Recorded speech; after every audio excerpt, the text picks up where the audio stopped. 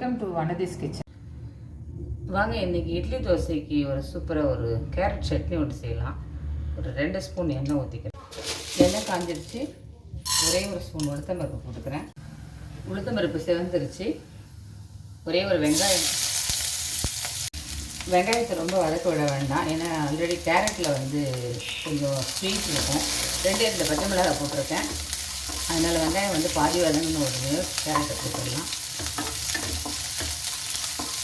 ரொம்ப வதக்கினோம்னா ஸ்வீட் ஆகிடும் வெங்காயம்.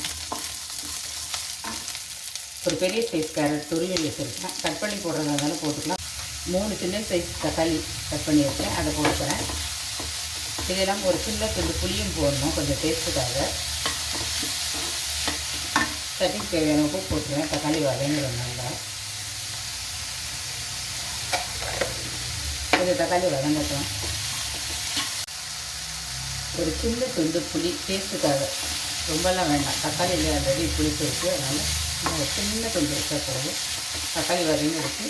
இந்த ஒரு பிடி வந்து கொத்தமல்லி சேர்த்துக்கலாம். சேர்த்துட்டு இதையும் நல்லா வந்து வதக்கிட்டு ஃபைனலாக ஒரு டேபிள் ஸ்பூன் உடைச்ச கடலை. இது வந்து கொஞ்சம் சட்னி வந்து திக்குக்காக போடுறது, வேறு ஒன்றும் இல்லை. லேசாக வறுத்துட்டு அவ்வளோதான். இது ஆற வச்சு சட்னி அரைச்சிட்டு வந்துடுறேன். கேரட் சட்னி அரைச்சிட்டு வந்து தாளித்து கொட்டிட்டேன்.